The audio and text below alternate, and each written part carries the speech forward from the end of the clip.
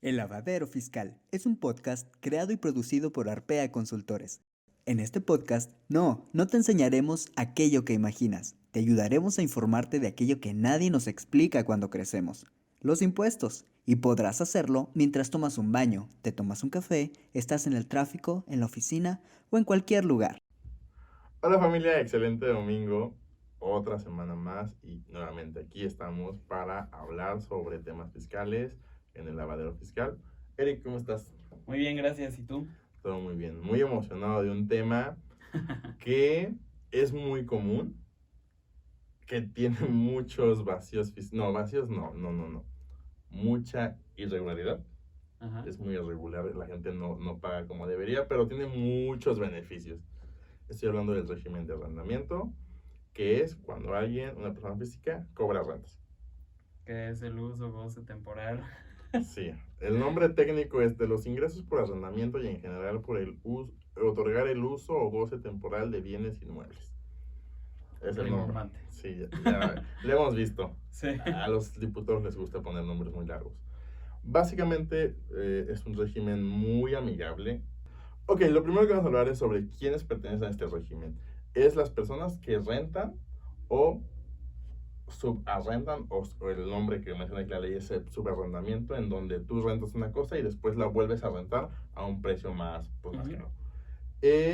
Y la otra forma en la que las personas físicas pueden entrar en este régimen es cuando se reciben rendimientos de certificados de participación inmobiliaria no amortizables, que básicamente aquí es varias personas se juntan para que se construya y se rente un bien. Y aquí lo interesante es que, por ejemplo, la empresa acumula sus ingresos, disminuye sus deducciones y la utilidad, dependiendo del porcentaje que tengas, te da tu utilidad o tu rendimiento. Ok. Tú ahí lo interesante es que puedes, ya después de haber tenido ya la utilidad neta, puedes volver a disminuir ya sea las deducciones que nos permite este apartado de la ley. Entonces llegas a pagar muchísimo menos impuesto del que realmente tendrías. Es la verdad bastante interesante esta forma de tributar en arrendamiento. Y bueno, únicamente ya ver eso, me gustaría que me dijeras cuáles son las deducciones que este régimen permite. Ok, hay como tres implicaciones en el tema de impuestos sobre la renta. El primero es que tengas que comprobar tus deducciones. El segundo, que utilices deducciones sin comprobar. Y el tercero, que te hagan retenciones del impuesto. Ajá, exacto. Entonces, vamos a ir viendo algunos de estos. ¿Sabes más o menos cuáles son las deducciones que sí puedes? Bueno, aquí me interesa hacer un paréntesis antes de que empiece a... Ok. Tienes que elegir uno de los dos. Entonces, o eliges tus deducciones comprobadas o tus deducciones sin comprobar. Esto lo haces al inicio de cada año. Y entonces, si te vas a las deducciones comprobadas, la ley es bien clara, como vamos a ver ahorita, y son únicamente 6. Sí, exactamente. Pero si te vas a la deducción sin comprobar, entonces ni siquiera tienes que recolectar facturas. Y desde mi punto de vista, es la manera más bonita de pagar en arrendamiento. Sí, la verdad que sí. Hay casos específicos, por ejemplo, que pudieras llegar a considerar el tema de comprobar tus deducciones, sí. Porque a lo mejor voy a pensarlo, es un estacionamiento donde cada semana tienes que estar pinteando las líneas donde van los estacionamientos, o limpiando el lugar, lo que sea. A lo mejor sí gastas más del 35%, tus deducciones son mayores del 35%, y en ese caso sería cuestión de analizarlo. Pero, por ejemplo, si tienes una casa que te heredó tu abuelita, que la compró hace 50 años, ya no hay forma de deducir muchas cosas. Entonces, la deducción del 35 funciona muy bien. Sí, justamente ahí como decías, por ejemplo, si yo acabo de comprar mi casa y ya sé que es específicamente para rentarla, entonces ahí yo sí puedo deducir todas las depreciaciones que va a tener esa casa. Exactamente. Y ahí puede llegar a ser interesante porque pues obviamente una casa no es algo que te cuesta 100,000 pesos. No. Los montos son muy grandes y aunque sea únicamente el 5% anual, sí te permite deducir una buena parte del bien y puede que rebase el 35%. Exactamente. De nuevo, una vez que vayan a decidir rentar una casa, les sugerimos que se acerquen a su contador de confianza para que haga este tipo de cálculos. De repente, una de las deducciones que también pueden hacer es el honorario del contador. Y pues ya eso, y aparte la depreciación de la casa les puede ayudar a que sea un poquito más que el 35%. Sí. Pero hay una forma de cambiarlo, ¿cierto? Sí, ahí es muy interesante. La ley es muy específica y dice al inicio de cada ejercicio tendrás que optar por una o la otra. Sin embargo, en la declaración anual, que hemos sido repetitivos en estos últimos episodios con esta Ajá. declaración específica, nos dice, ¿sabes qué? Si tú te diste cuenta que a lo mejor decidiste en enero la deducción opcional, pero te diste cuenta y estuviste recolectando facturas porque en tema de IVA es un poco diferente, y te diste cuenta que fue mayor al 35% hasta el momento de tu anual, podrás cambiar por ya sea la deducción comprobada o viceversa. Ujú. Entonces es una forma que la ley es muy justa realmente en ese sentido. Sí. Págame lo que realmente gastaste, lo que te convenga más. Entonces funciona muy bien. Es Ahí una es, chulada. es una recomendación que a veces hacemos con nuestros clientes de arrendamiento, es, ¿sabes qué? Si optamos, por ejemplo, con la deducción del 35%, no importa, sigue solicitando facturas, porque Ujú. al final del año tendremos que hacer ese análisis y ver cuál es lo que te conviene más. Sí.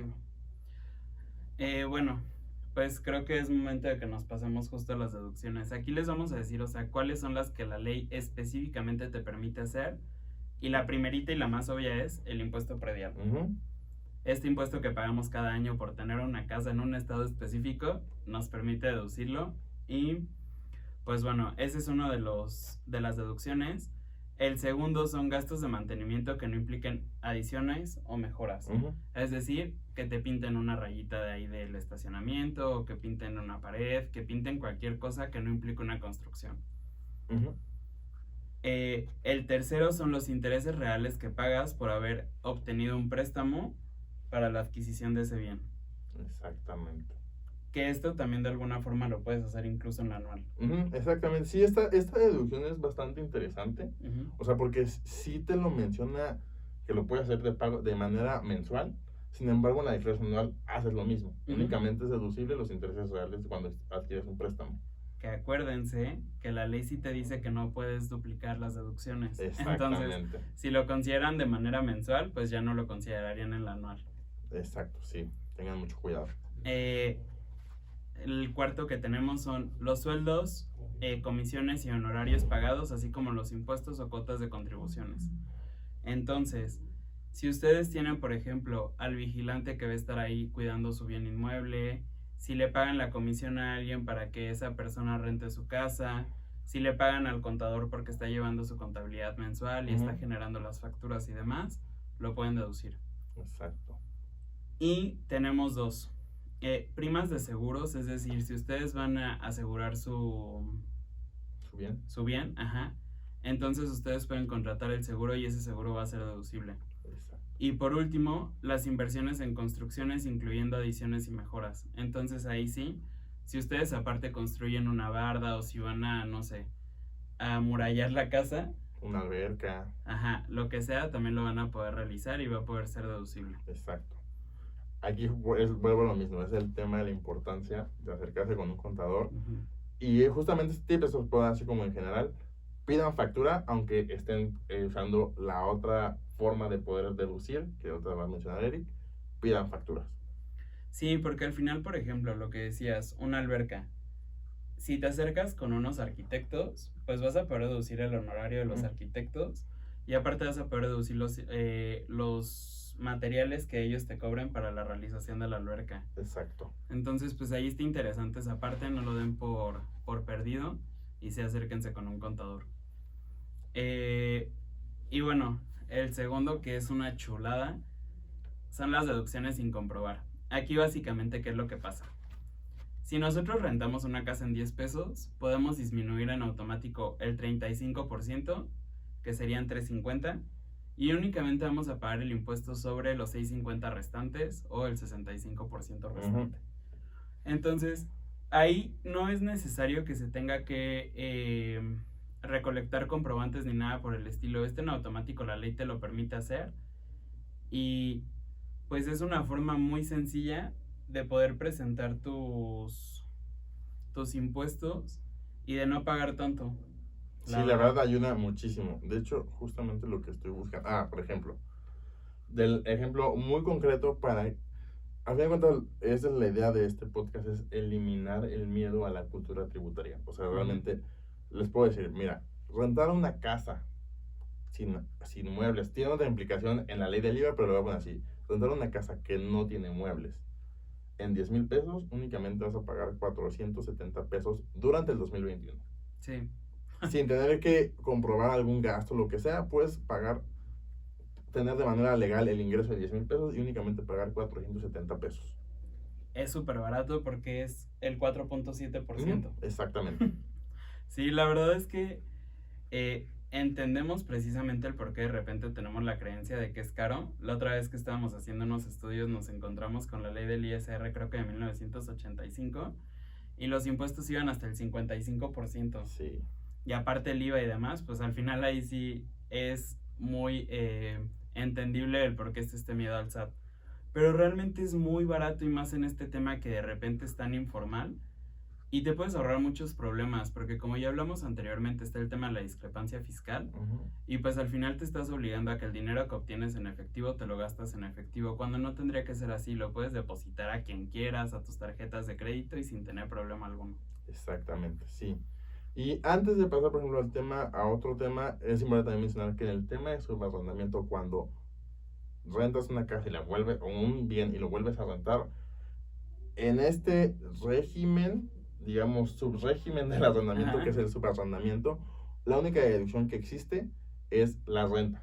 Literal, no puedes deducir otra cosa nada más que la renta de lo que estás rentando tú. Sí. No te permite más la ley.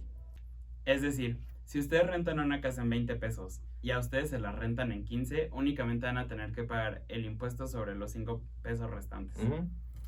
¿Va? Y hay algo aquí bien importante y también está bien interesante, porque esto puede hacer que ni siquiera paguen impuestos. Sí. Entonces, si ustedes tienen como personas físicas una persona moral a la que le estén rentando la casa, como ya lo vimos antes también, el SAT le cree un poquito más a las personas morales. Entonces, le va a obligar a esa persona moral a que te quite impuesto para que se lo pague al SAT en tu nombre. A esto se le llama retención. Entonces, esa persona moral está obligada a retenerte el 10% del impuesto y se lo va a pagar al SAT. De tal forma que muchas veces por lo mismo de la deducción ciega ni siquiera acabas pagando el 10% de impuestos. Y puedes ir haciendo ahí como un ahorrito para tu declaración anual y que te regresen dinero.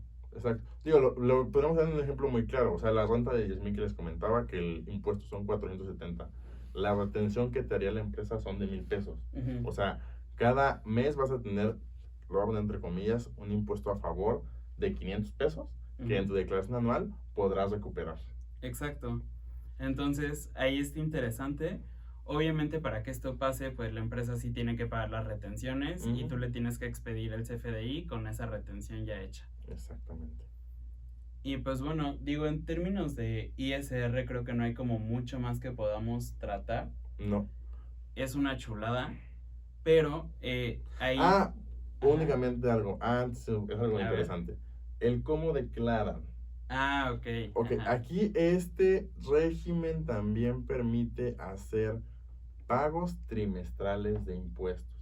Es decir, si tú tienes unas rentas, recibes rentas, y estas son menores, lo voy a decir en ley y después en números reales, menores a 10 UMAS mensuales, que son aproximadamente 27,200 pesos al mes, tú puedes declarar de manera trimestral. Entonces también te da mucha facilidad en que no tengas que estar pagando a lo mejor un contador cada mes, lo que sea. Te ayuda, en cuestión administrativa, es muy, muy sencillo también. Que son como 9,000 pesos al mes.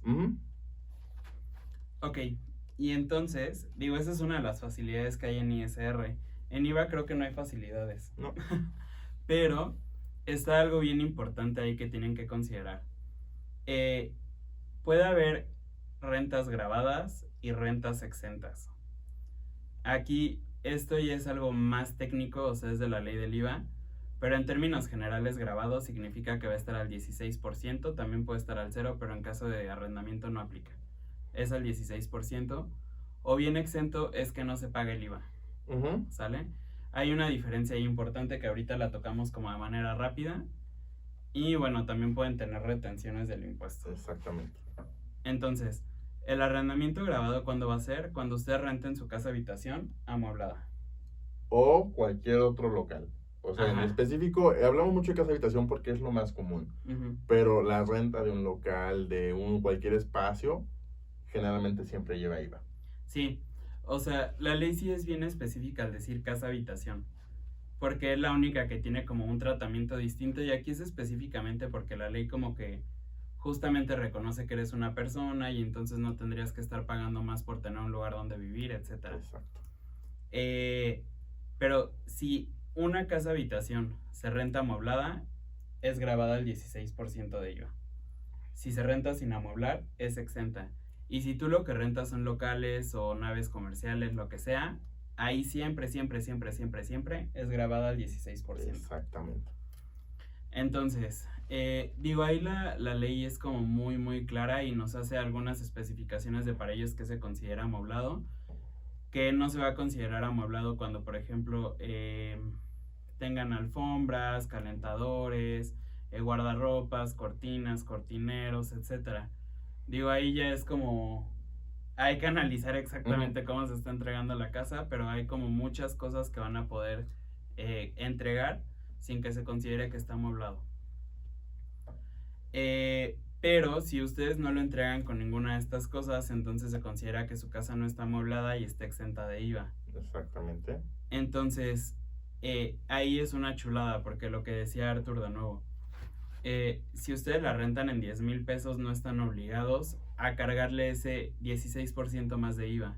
Entonces no se convierte en 11,600, sino que se mantiene igual en 10,000 y únicamente pagarían ISR. ¿Estás de acuerdo? Sí. La diferencia real entre que algo esté grabado y exento es que si está grabado, puedes acreditarte el IVA. ¿Esto qué significa? Si tú gastaste 10 pesos de IVA porque se lo pagaste a tus proveedores y a ti te pagaron 15, únicamente vas a pagar 5. Pero si tú lo que vendes es exento, entonces no te puedes acreditar el IVA y esos 10 pesos de IVA que habías pagado previamente se convierten en un gasto de ISR. Es básicamente eso. Sí. Ya es un tema más técnico, pero por si les interesa estudiarlo un poquito más o si no lo entendían al 100, es eso. Exacto. Y entonces la retención de nuevo. Ajá, sí. Si ustedes rentan esta casa habitación a una empresa, o aquí sí ya lo que sea, que renten a una empresa, esa empresa les tiene que retener a ustedes 2/3 partes del IVA, o sea, 10.67%. Sí, más o menos, sí. Entonces aquí, por ejemplo, si ustedes optan por la deducción ciega, que es el no tener los comprobantes, no van a tener facturas para matar ese IVA. Y ustedes tendrían que pagar el tercio restante que no les retuvo la empresa al fisco, al SAT. Pero si ustedes, por ejemplo, sí tienen las facturas, entonces ahí sí lo pueden acreditar y pueden hacer que ese pago no sea la tercera parte, sino que es un pago un poquito más chiquito. Exacto, sí es muy interesante. Ahí funciona, la verdad, muy bien. Solo rapidísimo, es bien importante lo que ya habíamos hablado previamente, que tiene que ser deducible para ISR, que fueron las que ya les dije ahorita, que son 6 deducciones en específico, para que sea acreditable para IVA. Exacto. O sea, en resumidas cuentas, aquí no puedes deducir tu teléfono, tu gasolina. No funcionan para este régimen. No. Ok. Bueno, aquí en tema de la facturación que nos vas a comentar, son muy específicas los requisitos que deben de cumplir sus facturas. Es una factura común y corriente, sin embargo, tiene un campo adicional. Sí. La clave predial. Ajá. Esto ustedes lo pueden obtener de su recibo del predial, no tiene como mayor complejidad, pero es bien necesario que lo pongan, porque aunque no aparezca impresa en la parte del PDF, hay algo aquí adicional que se llama XML, que el PDF es simplemente la forma bonita de ver una factura, pero el XML es el que realmente tiene el valor y es en el que se fija el SAT, no se fija en la parte impresa. Exacto. Ajá. Sí. Entonces, en el XML sí o sí aparece y es bien importante que ustedes estén poniendo la clave predial porque, adivinemos algo, hay multas. Si no lo haces. Y es multas para ambos. Al final de cuentas, es un requisito de la deducción, del arrendamiento que tenga la cuenta predial. Eso que quiere que si tú le rentas a una persona moral, en estricto sentido, esa factura que no tiene tu cuenta predial porque te pasó, es un no deducible. Ajá, exacto. En teoría, muchas veces la práctica lo desmiente, pero pues al SAT no le ganas, ¿no? Entonces, Hay 3 cosas específicas que debe tener la factura, que es la clave predial, que ya les dijimos, y la retención en caso de ser una persona física que le renta a una persona moral, ya sea de ISR o de IVA. Exacto. Ok, entonces, ¿cuál es la multa que puedes llegar a tener por no tener esta cuenta? ¿Cuánto crees que sea? Ay, Considera que es solo algo que no le estás incluyendo a la factura y que no modifica tus precios. ¿Cuánto crees que sea? mira, pueden ser, voy a hacer un número al aire, 3,000 pesos. Ok, va desde 15,000 pesos Ok, hasta casi 88,000. ok. Entonces, es bien, bien importante que se estén fijando, que estén emitiendo de manera correcta su factura. Esto se puede ir bien fácil. Y la verdad es que siempre vivimos en un volado con el SAT. Sí, sí, sí. O sea, tanto te pueden buscar como no te pueden buscar, pero si te buscan, vas a tener ya de cajón una multa de 15,000 pesos. Y teóricamente es por cada factura. Ujú, sí, sí, sí. Entonces, si tú ya rentaste tu casa por un año, por ejemplo, pues van a ser esos mínimo 15,000 pesos por 12. Exacto. Que justamente, otra vez, fue muy orgánico el cómo mencionar. Hubo una reforma el año pasado en donde obligaba a la autoridad judicial que, por ejemplo, si tienes rentas vencidas, que tu inquilino no te pagó y tú vas con un juez y le, oye, ¿sabes qué? Quiero desalojar a esta persona. Lo primerito que te va a pedir el juez van a ser, está bien, te creo, pero dame tus facturas. Dame las facturas de que estuviste pagando tus impuestos. Si no exhibes o no les das las facturas a los jueces, ellos están obligados a decirles, oye, esta persona no ha pagado impuestos. Ujú. Entonces, sí, porque la autoridad se dio cuenta que las personas que rentaban, en específico casas de habitación, no la declaraban. Pero a veces pasa, y por ejemplo, en temas de pandemia también puede haber sido muy común, que ya no podías salir a pagarle a tu casero en efectivo y le transfieres. ¿Y qué le pones de concepto? Renta enero, Sí. renta febrero. Entonces, era muy claro, dejabas una evidencia clara de que estabas rentando y no pagando impuestos. Ujú. Ahí no hay mucho más que yo pueda agregar. Simplemente son cosas que de repente como que dejamos de lado. Ujú. Y al final ya cuando tenemos que llegar a esas instancias, pues se nos viene todo el problema, ¿no? Porque ahí al final es el no haber presentado la declaración. O sea, en multas que te puede llegar a poner el SAT, hay multas para todo. Es el no haber presentado la declaración, el no haber expedido la factura, etcétera. Ujú, sí, Entonces, sí, hay varias. puede llegar a ser muy, muy, muy, muy caro el no estar debidamente asesorado. Ujú. Y pues bueno, aquí hay como un tema que me gustaría medio tocar. Digo, esto ya es un tema más legal, pero de repente llega a pasar y nos ha tocado como ahí tratarlo con los clientes. Que de repente yo estoy rentando la casa de mi abuelita, pero eso realmente no es posible en materia legal. No. Porque esa casa no me corresponde a mí. Ahí lo que tienen que buscar es darle la formalidad legal. Por lo general se utiliza un contrato de usufructo, que es decirle o asentar en manera legal que este bien que le corresponde a tal persona lo voy a estar utilizando yo y yo puedo generar ingresos con ese mismo bien. Exacto. Entonces, en términos generales, digo, ahí también asesórense con sus abogados de confianza. Sí. Pero esto es como la forma más común de arreglar esto y pues les puede llegar a funcionar si ustedes están pretendiendo ahí rentar la casa de alguien más que no es la suya y tienen ahí un acuerdo, lo pueden hacer. Y pues bueno. Creo que es todo. La verdad es un régimen que funciona muy bien. Siempre recomendación como contadores es declaren sus ingresos. Vean realmente el costo que tiene, o sea, declarar cuántos impuestos te cuesta rentar una casa en 5,000, en 10,000, en 15,000. Revísenlo, o sea, porque a veces puede ser muchísimo menos de lo que podríamos estar pensando. Sí, y lo que les decíamos, o sea, al final si se lo rentan a una persona moral, pueden llegar a tener ahí un guardadito para cuando hagan su declaración anual y les va a convenir. Exactamente, sí. Al final de cuentas siempre vamos a ser repetitivos en esto, el ser formal te ayuda en muchas cuestiones. Entonces sí considérenlo. Básicamente ya estamos por terminar el serial de las personas físicas, de los temas que quisiéramos hablar. O sea, la verdad, el tema o el capítulo, la parte de las personas físicas es más amplio. Habla de muchísimo más cosas. Sí. Ya estamos en los últimos, falta uno de los regímenes que son como el más en boga el día de hoy por todos La los beneficios estrella. que tiene, sí. Voy a dar la premisa nada más de que va a ser una colaboración Ajá. con alguien, entonces nada más espérenlo y únicamente sería todo. ¿Algo más que tengas que agregar? Si no, me gustaría tu recomendación de esta semana. No tengo nada más que agregar. Mi recomendación es un podcast, no es de mentes, pero se llama Guerra de Negocios. La verdad es que es una empresa que los hace, están buenos. En español casi no hay, o sea, como que no crearon tantos y no sé por qué, porque están muy buenos, pero es Guerra de Negocios porque de repente te cuentan cómo se fue haciendo la historia de Nike, por ejemplo, y de Puma. Entonces, cómo iban ahí siendo pues competencia cada uno y en qué momento uno rebasó al otro, o si siguen siendo competencia el día de hoy, etcétera. También, por ejemplo, Coca con Pepsi. Ok. Y está interesante, o sea, porque de repente te vas enterando que, no sé, Coca en un inicio era medicinal y ahorita está matando a muchísimas personas. Pero está interesante, se pueden enterar ahí de varias cosas que desconocían de sus marcas favoritas.